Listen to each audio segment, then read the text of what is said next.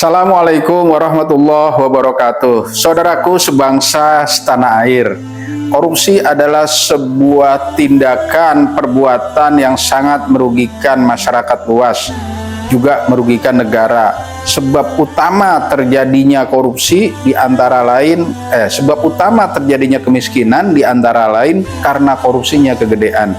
Karena itulah marilah sama-sama kita berupaya memerangi korupsi, mulai dari diri kita setidak-tidaknya. Ada 5 sebab utama di samping sebab-sebab lain mengapa orang itu bisa korupsi.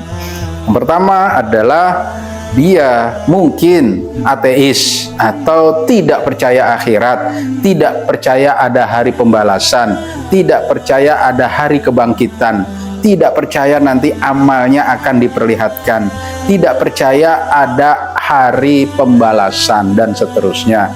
Maka orang ini bukan sekedar korupsi, dia akan bebas berbuat apa saja karena menganggap setelah hidup mati selesai, sudah jadi abu, nggak ada apa-apa lagi, nggak ada kehidupan lagi setelah kematiannya. Itulah orang yang akan menjadi penyebab bebas sebebas-bebasnya, na'udzubillah, karena menganggap perbuatan di dunia tidak akan ada pertanggungjawaban. Yang kedua sebabnya, dia udah tahu ada hari kiamat, ada hari kebangkitan, ada hari diperiksa amal, ditimbang, tapi dia tidak ngerti hukum-hukum muamalah, hukum transaksi, nggak ngerti definisi korupsi. Ini orang bebal ini, nggak ngerti tindakannya itu merugikan negara, nggak ngerti tindakannya itu merugikan masyarakat luas. Sudah menjadi pengetahuan umum, apabila ada bantuan apapun terhadap masyarakat, udah pasti ada potongan. Na'udzubillah min dzalik. Hampir di semua lini, setiap ada bantuan pasti ada potongan. Padahal dia, aparat itu, digaji untuk melayani. Jadi haram jadah dengan alasan apapun sebenarnya, tapi ada orang yang menganggap biasa. Maka sebab kedua korupsi, karena dia tidak tahu arti korupsi, dia tidak tahu apa itu merugikan negara dan apa itu yang merugikan rakyat. Itulah penyebab yang kedua. Nah, ini lebih parah lagi nih, penyebab ketiga nih ya. Penyebab ketiga ini susah untuk dihilangkan. Orang-orang yang punya dalil, ma'udzubillah ya.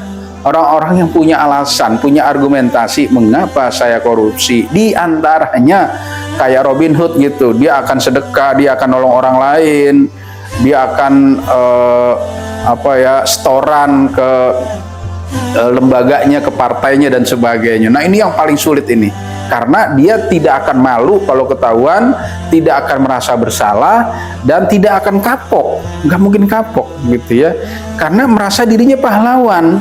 Mau nolong fakir miskin, dia ngerampok dulu gitu kan, dianggap Robin Hood barangkali ya. Nah, yang begini-begini ini sulit sekali, tipis sekali harapan orang itu bisa taubat. Padahal di dalam rumus korupsi menurut undang-undang, menguntungkan diri sendiri dan pihak lain. Jadi kalau dibilang saya korupsi kan bukan untuk kepentingan pribadi, kita katakan lu jadi double dosanya. Kalau bukan kepentingan pribadi, ngasih orang lain double dosanya, bukan malah jadi halal. Nggak ada dalil kaidah apapun atau kaidah usul fikih ketika korupsi buat kepentingan yang lain terus jadi halal. Nggak ada tuh dalil kayak gitu. Ya Allah, luar biasa. Sekali lagi, orang begini nih udah tipis harapan tobat, karena dia akan merasa benar dengan tindakannya. Itulah makanya korupsi susah diberantas, karena ada orang-orang yang merasa benar dengan tindakan korupsinya gitu. Nah, yang keempat ini agak lumayan nih, nggak terlalu salah banget gitu ya.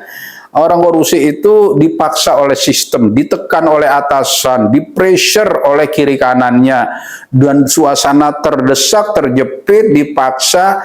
Itulah orang yang kadang korupsi. Misalnya seorang yang harus setoran, rutin ke atasannya, entah itu jasa bikin surat-surat penting, surat kendaraan, SIM dan sebagainya. Ketika dipaksa setoran ke atasan, maka dia akhirnya harus korupsi. Kenapa? Karena lingkungannya, kiri kanannya, depan belakang, atasannya semua memaksa sistem tersebut kayaknya nggak bisa kalau tidak korupsi, atau sistem pentenderan dan sebagainya luar biasa. Nah, yang kelima ini yang lebih ringan lagi gitu ya. Memang adanya di bawah, yaitu terdesak karena kebutuhan pokok, gajinya nggak cukup. Ini sedikit sekali, dikit. Karena kalau kita lihat yang terekspos, ribuan orang yang sudah diberitakan, itu bukan karena terdesak urusan perut, bukan urusan makan. Karena yang korupsi, yang terekspos di berita itu orang-orang kaya semua. Mantan menteri ano, mantan pejabat ano, mantan anggota dewan ano, mantan gubernur ano, mantan dewan komisaris ano, mantan direksi ano, mantan bupati ano, mantan, Masya Allah, orang-orang yang kekayaannya udah 7 turunan masih korupsi juga. Jadi kalau mereka-mereka yang korupsi itu bukan karena terdesak, bukan karena cari makan, walaupun ada di sebagian kecil masyarakat kita yang ketika gajinya tidak cukup dengan sangat terpaksa dia korupsi. Barangkali yang ini kesalahannya tidak terlalu banget salah gitu ya, lebih kepada kesalahan sistem atau kondisinya yang tidak ideal keadaannya, sehingga memaksa orang dengan sangat terdesak dan terpaksa dia harus berkorupsi. Nah, semoga kelima-limanya itu tidak ada pada diri kita. Kita yakini bahwa di antara penyebab pokok kemiskinan ini karena korupsinya kegedean. Semoga kita diberikan kekuatan oleh Allah, tahan terhadap berbagai macam godaan, bujukan, rayuan untuk bertindak korupsi, sehingga negara ini semakin lama semakin baik, semakin adil makmur, dan rakyatnya semakin sejahtera. Assalamualaikum warahmatullahi wabarakatuh.